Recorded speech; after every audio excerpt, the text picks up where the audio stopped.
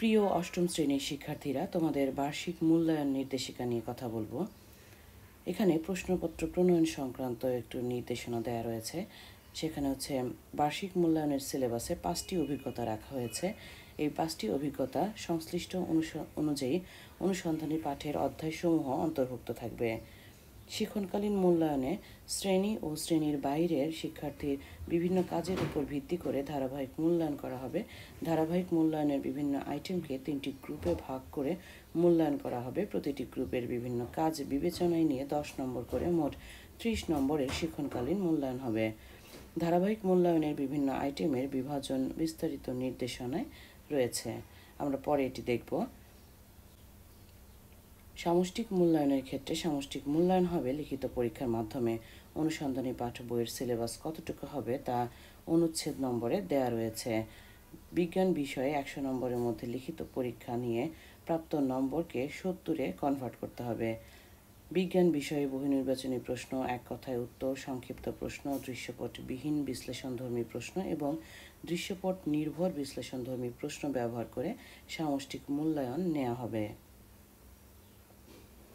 2024 সালের বার্ষিক পরীক্ষার সিলেবাসটি এটি।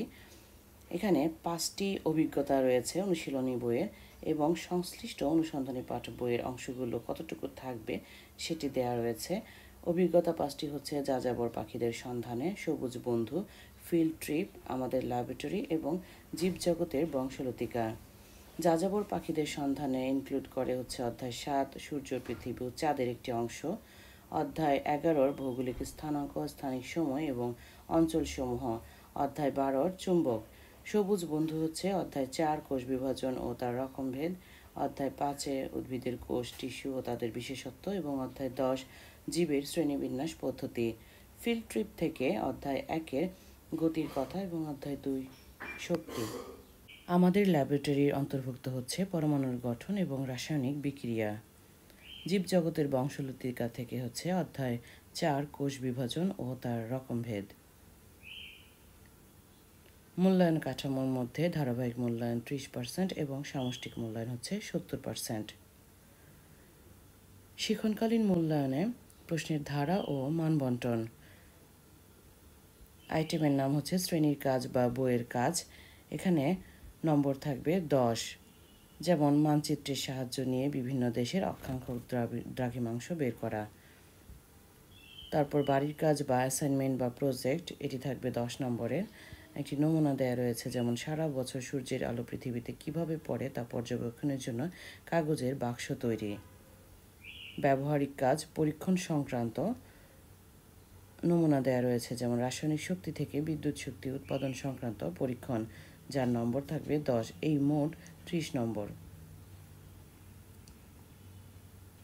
সামষ্টিক মূল্যায়নের প্রশ্নের ধারা এবং মানবন্টন।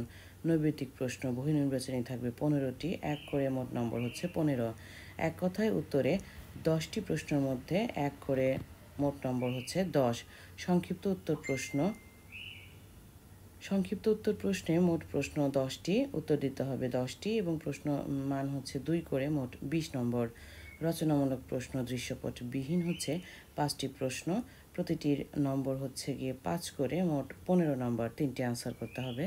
রচনামূলক প্রশ্ন দৃশ্যপট নির্ভর, এটি থাকবে 7টি প্রশ্ন, আনসার করতে হবে 5টি, 8 করে মোট 5 8 40।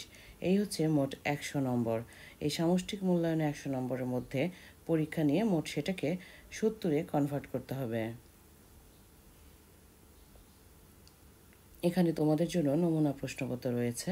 এই নমুনা প্রশ্নপত্রগুলো একটু দেখবে, তবে এটি কিন্তু কোনোভাবেই হুবহু বার্ষিক পরীক্ষায় থাকবে না। এখানে 25টি নৈবেদিক প্রশ্ন রয়েছে, এগুলো তোমরা প্র্যাকটিসের জন্য দেখবে, যেমন কোনটি দ্বিবীজপত্রী উদ্ভিদ, 4টি অপশন থেকে একটি হাইড্রোজেনের আইসোটোপ, ট্রিটিয়ামের নিউট্রন সংখ্যা কত। এগুলো সুবিধা 4টি অপশন দেওয়াই থাকে, যে কোনো একটিকে বেছে নিতে হয়। মোট 15টি প্রশ্ন এরকম। এরপরেই এক কথায় উত্তর 10টি থাকে মোট, 16 থেকে 25 পর্যন্ত, যেমন ধাতুর সাথে অ্যাসিডের বিক্রিয়ায় কোন গ্যাস উৎপন্ন হয়। শর্টকাটে জাস্ট অ্যান্সারটুকু। চন্দ্রগ্রহণের সময় সূর্য ও চাঁদের সাপেক্ষে পৃথিবীর অবস্থান কোথায়। তো এইরকম 10টি প্রশ্ন। এবার সংক্ষিপ্ত উত্তর প্রশ্ন, যেগুলোর প্রত্যেকটির মান হচ্ছে 2 করে। যেমন সমদ্রুতিতে বৃত্তাকার পথে ঘূর্ণায়মান কোনো বস্তুর ত্বরণ ব্যাখ্যা করো, প্রস্বেদন উদ্ভিদের একটি অত্যাবশ্যকীয় প্রক্রিয়া ব্যাখ্যা করো। এই টাইপের প্রশ্ন, প্রতিটির মান হচ্ছে 2 করে। সবটি প্রশ্নে অ্যান্সার করতে হবে। এবার গ বিভাগে দৃশ্যপটবিহীন প্রশ্ন থাকবে, সেখানে 5টি প্রশ্নের মধ্যে 3টির অ্যান্সার করতে হবে। প্রতিটি প্রশ্নে কিন্তু 5 করে নম্বর। যেমন মাইটোসিস কোষ বিভাজনের বিভিন্ন ধাপ একটি চিত্রের মাধ্যমে প্রকাশ করো, মানে সবগুলো ধাপ চিত্রের মাধ্যমে দিতে হবে এরকম। এবার দৃশ্যপট নির্ভর প্রশ্ন থাকবে 7টি, সেখান থেকে 5টির অ্যান্সার করতে হবে। প্রত্যেকটির নাম্বার হচ্ছে 8 করে। যেমন এই যেখানে দেয়া রয়েছে, তোমরা এগুলো একটু নমুনা হিসেবে দেখবে। যেমন 1 এবং 2 দুইটি উদ্দীপক দেয়া রয়েছে, সেখান থেকে তোমাদের অ্যান্সার করতে হবে। এই যে ক আর খ, যেমন কতে রয়েছে উপরের তথ্য থেকে সময়ের বিপরীতে অতিক্রান্ত দূরত্বের লেখচিত্র অঙ্কন করো। তার মানে উপরের উদ্দীপক দেখে তোমাদের একটি লেখচিত্র অঙ্কন করতে হবে। 10 থেকে 15 সেকেন্ডের মধ্যে দৌড়ানো বন্ধুর গতিবেগ নির্ণয় করো। উপরে দেয়া রয়েছে ইনফরমেশনগুলো, সেগুলোকে কাজে লাগিয়ে গতিবেগ নির্ণয় করতে হবে। 4 করে মোট 8। পরের প্রশ্ন, এর পরের অংশ এরকমভাবে প্রশ্ন 6-7 করে সবগুলো প্রশ্ন দেওয়া রয়েছে মোটামুটি। এবার নৈবেদিক প্রশ্নের অংশের অ্যান্সার দেয়া 25টি প্রশ্নের। মূল্যায়ন রুব্রিক্স হচ্ছে আসলে কিভাবে নম্বর প্রদান করা হবে তার একটি নির্দেশনা। যেমন ধরো, ত্বরণের ক্ষেত্রে ত্বরণের ধারণা লিখলে পাবে 1, ত্বরণের ধারণা এবং সাথে ঘূর্ণায়মান বস্তুর ত্বরণের ব্যাখ্যা করলে তখন পাবে 2 নম্বর। এখানে আরেকটি প্রেক্ষাপটবিহীন রচনামূলক বিশ্লেষণধর্মী প্রশ্নের ক্ষেত্রে নম্বর কিভাবে দেওয়া হবে। যেমন গতি সংক্রান্ত রাশির পরিচিতি লিখলে 1 পাবে, গতি সংক্রান্ত রাশির পরিচিতি সহ একটি সমীকরণ লিখলে পাবে 2। ঠিক এরকম যত বেশি ইনফরমেশন দিবে তখন ফুল নম্বর পাবে 5। কিভাবে 5 পেতে হবে তোমাদের কিন্তু আসলে লক্ষ্য থাকবে সেটি। যেমন গতি সংক্রান্ত রাশির পরিচিতি সহ 2টি রাশি লেখা এবং প্রথম সমীকরণ বর্গ করে দ্বিতীয় সমীকরণের মান বসালেই কেবলমাত্র তখন তুমি 5 নম্বর ফুল পাবে। প্রেক্ষাপট নির্ভর রচনামূলক বিশ্লেষণধর্মী প্রশ্নের ক্ষেত্রে নম্বর প্রদানের নির্দেশিকা। এই হচ্ছে 8ম শ্রেণীর বিজ্ঞানের বার্ষিক মূল্যায়ন নির্দেশিকা।